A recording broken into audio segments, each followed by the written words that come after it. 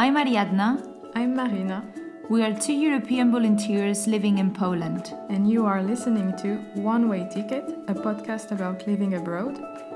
In each episode, we will talk with other people about their own experiences. Whether you are a professional traveler or you have never left your hometown, stay with us.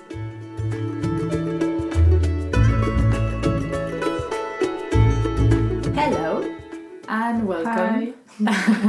And welcome to the last episode of this One Way Ticket podcast. It's the fifth one. And it's a little bit sad, but it's a little bit sad, but I think it makes a lot of sense to talk about this topic in the last episode, on the last episode, because we are going to talk about endings and what happened when we see that we are finishing our project and we have to make the decision like what to do after. And actually, we're going to talk about this process, but as well, like once you finish, what you can do and what are the possibilities and so on. And I think that the best person to talk about this right now is Marina, because today we are alone. We are just the two of us. Which is nice as well, to finish just the two of us. Yeah. As we started this project together. Exactly. So maybe Marina can talk about it a little bit more. Yeah, because I'm going to finish. Now we are recording this podcast 3 days before I leave. So when it will be released, I will be in France already. Yes. So it's been a year and I'm finishing now. I was like in the long-term project. So like the most time you can spend with this volunteering is 1 year. So I did it like fully. And so yeah, it's a bit strange. I finished officially my project the 10th of April, but I decided to stay a few days more so I don't have to finish immediately and then come home. I wanted to have some time just to prepare, to pack, and to feel nostalgic, but have time to go to the places I liked. And I think it's nice to do this at the end, like to take some time to think about your project. And also, when you finish your project, you have to do the youth pass. For this kind of European Solidarity Corps project, there is the youth pass, and this was interesting also to like sum up all the skills that I've learned and to remember all the activities that I did during my volunteering. Yeah. If you're the first time that you're listening about this document, I think that we can sum up a little bit. Yeah, the youth pass, it's like a certificate you have at the end of your project. And I think there are like 8 different competence, I think. Yeah, I think that like, they're competent or something like this. Linguistics skills, cultural skills. And it's not just the professional skills, like you can talk about what you learn by living with other people and living in another culture. And so it's more like thinking about all the learnings that you had during this project in a personal but professional level also. Yeah, and I think that at least one part, I don't know if the whole part, no, I think that the whole document, it's something that you do by yourself. Like you have to write down all this, right? Yeah, I think in maybe it's different for short terms, I don't know. Okay. But in mine, I had just one questions about the tasks that I had to ask my hosting organization to fill that part. But yeah, most of it's like you have to decide what you want to put in the document. Exactly. And it's like the document that it says that you have been, like you have done this project. So it's a document that proves somehow that you have done that, and it's something that it's going to be useful for your curriculum, for example. If there is if you're looking for a job and someone asks you like What did you do in this project? So this document somehow is a summary of the most important knowledge that you have learned with this experience. I think it's like a diploma. Like it exactly. has the same importance as if you were doing 1 year of studying. Instead, you were doing a volunteering, but it's like you have learnings, and it's the same importance at the end. Exactly. Yes. And I just want to add something, because it's really interesting, this idea of saying goodbye. Like I did the same when I came here. Like when I was in Barcelona, I took like few days, like I think it was like 1 week and a half or 2 weeks, to have time. I was not doing anything, like not working, like anything. And it was like just saying goodbye to everyone. Like it's true that, and I'm it's something that I think I'm thinking to do it as well. Like you, like just take some few days to not just to understand that you're living, and to say goodbye to everyone. Exactly, to process that you are living, and that you can say goodbye, and that somehow like to live in a more relaxing way. I don't know how to say it, because you don't have to leave. You don't have to buy the tickets the same day that you were finishing your project. I think that the you can stay a few days more. Yes, exactly. Yeah. So sorry, you can continue. Just for that part, it's true that before I'm leaving for a project, or at the end of the project, I always try to have these days to spend time with either my family or the people I met during the project. And like, for instance, I've been doing a lot of touristic things recently, like just taking pictures and walking in the city, and because now I have the time really to completely chill, because I don't have anything else to do. So I think it's nice to do it. Yeah.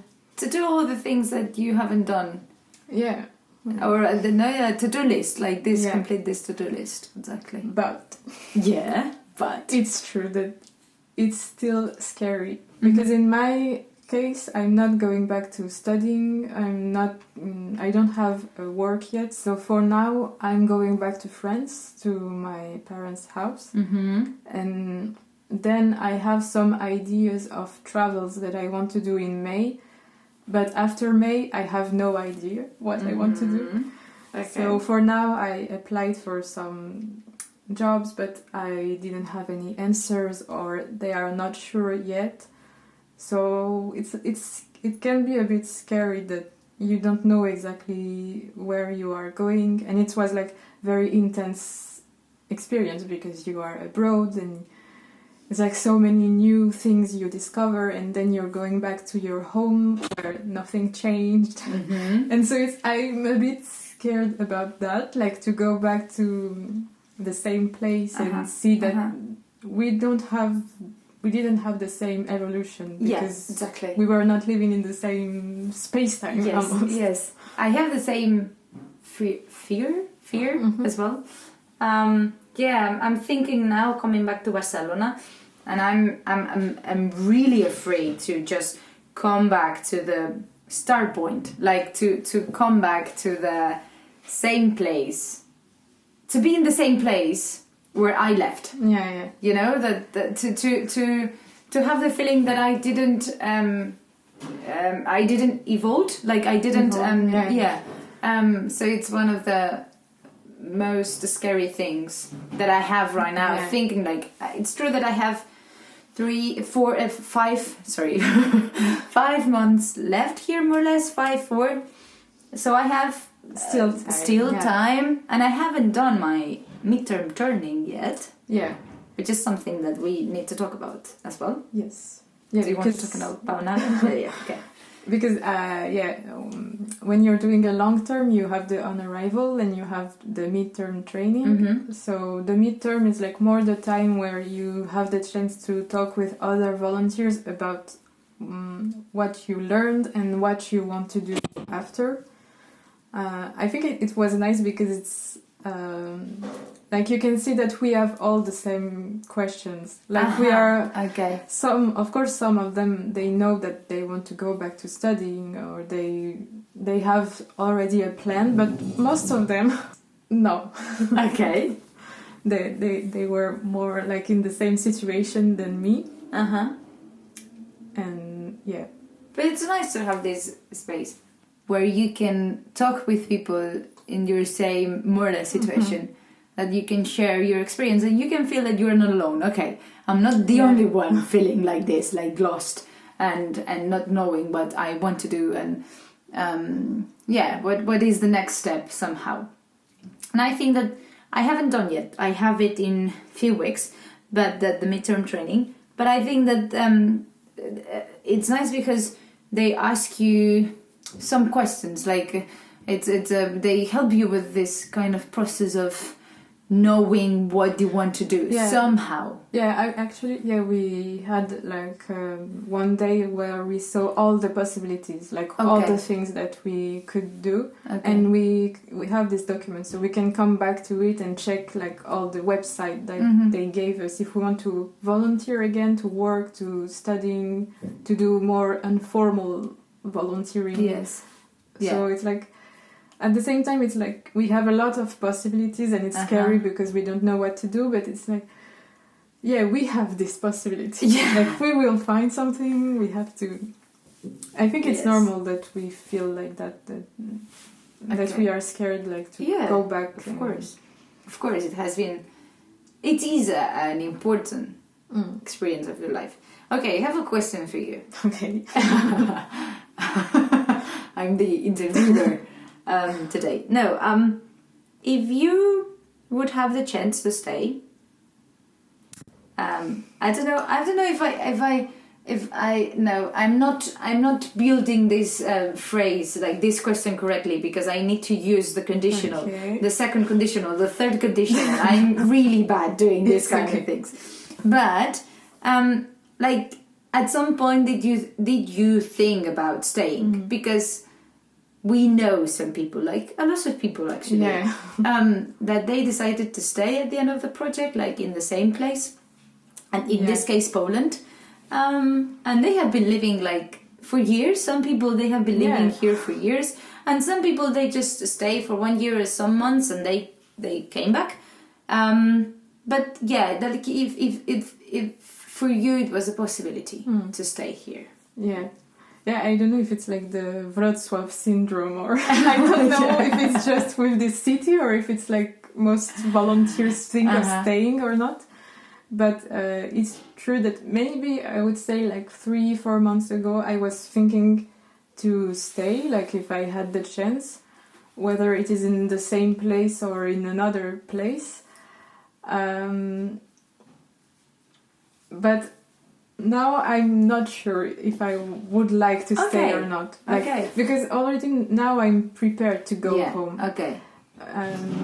But I don't know, maybe if I had an opportunity to stay 1 month ago, I would have considered it. So maybe if I had the possibility to stay, like if 1 month ago someone would have told me like you can stay and have this job, maybe I would have think of accepting. But not for another year, maybe. Like for a few months, like until September, maybe. But I'm thinking at the same time, maybe it's just because I'm like scared to go home. So it's like a possibility to just put this moment of coming home away. So. Actually, I had in February someone offered me a job when I finished. But once I will finish the project. So it's something that I have there, and I will think about it. Yeah, in Poland. Yeah, sorry. Yeah, in Poland. So it's something that I have there, and I will manage this at the right time. But at the same time, when I was thinking to like, okay, 1 more year of few months here, and I don't see myself like staying more or too long, like 1 more year. I don't see myself 1 more year here. But then I see that a lot of people staying for so long time. So yeah, I think at the end it's like what you feel in that moment, what you need, but it's true that I think that maybe it's more common to decide to stay because you're living this and it's like a huge experience and it's like you don't want this to end somehow. So you decide to stay, but then you see like, okay, but it's not the same. Like maybe, okay, I want to come back. So it's true that when you finish, you have this possibility to stay or to come back. So at some point it's like somehow it's just two options. Then inside these two options you have a lot of options, but at the end it's like to decide to stay or to come back, or at least like maybe going to to another place but not staying somehow. Because in my case it's not that I don't like it here. Like I really like this city and I really liked living there, but maybe because I knew I was coming back, so I was preparing myself, and now I feel ready to come back, even if I'm scared of what's come next. But I can also try to be positive about it and think that it's going to be a new adventure. Yes, exactly. So maybe we can talk about what are the real possibilities, like the possibilities that we have after we finish. On the midterm we talked about a lot of possibilities. Okay. So I think the the most common, not common, but like the biggest possibilities is like to study. For instance, like some people, they do this between like as a gap year and then they go back to their studies. Okay. So it's like maybe more easy because they already know what they want to do. Okay. But if you are not going back to study anything... Yeah, I think it's not our case. So I think like there are, maybe we can put some information in like description. In the description. Okay. Because, like a real influencer and a real podcast. Exactly. Because actually there are some links for people here in Poland if you want to find a job. Like in the midterm they gave us some links, so maybe we can share some info. Okay. Because now I will not list all of them, but there's a possibility, like some website to check jobs here in Poland or in Europe or in your home country. Okay. And I think other possibilities is to volunteer, because it's still possible to do a volunteering even if you did a long-term European Solidarity Corps project. Yeah. And I don't know if you want to talk about it. Yeah, I think it's so things that you can do after doing a long-term project European Solidarity Corps, because this project you can just do it once in your life, like it's just one time.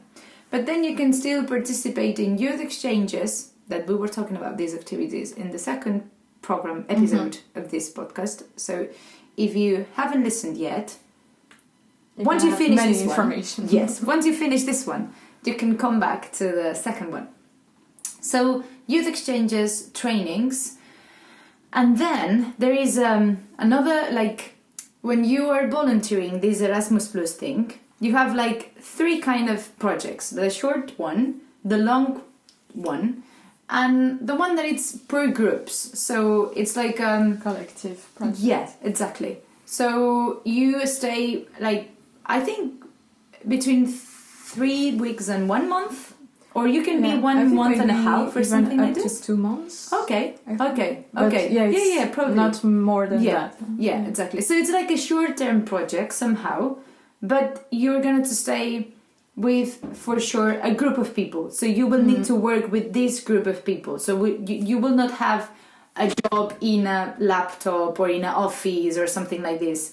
Like it's more like concrete. Exactly. It's more like a kind of a work team thing. And I know that, I think I don't know how it's called, but I think it's called, the name it's group volunteering or something like this. But you have to, when you're looking for that, you have to be a little bit like checking and be aware that this is this kind of project. And I think that there are more possibility. There are few possibilities. It's not like every year there are like plenty of this. There are plenty of these projects. I think that there are a few of them during the year, but they are there, and it's an option that we can do. So yeah, you can look. I think that you can check in the European Solidarity Corps website, but you have to be careful with the information because I think it's mixed. Yeah, they right? don't. You cannot search just the collective ones or the individual ones. So you have to check each project if it's a collective or individual one. Exactly. But I think maybe you can also check on the Facebook groups or. But, but I think we have all this information that we put in our second episode actually, so we can just put in the description the link to the second episode, and you will have like all the possibilities. Because I think we didn't talk much about this on the second episode, but there are also the non-formal way of volunteering, like with woofing or like this kind of volunteering that are not with an organization, like a traditional organization, but you can still go to places or like in workaway or stuff like that. And with this kind of projects like woofing, you can go outside Europe, because with Erasmus Plus you just have to. It's inside Europe, but if your next destination is outside Europe, maybe it's your option right now. Yes. So in this kind of woofing thing, I think that you work somehow for free, but you have like the accommodation and some foods, like some meals covered. Yeah, I think so. Depends. Yes, exactly. And you work for some kind. Usually are like youth hostels and this kind of projects like that. Farms. Community. Exactly. That they need somehow some help with work stuff.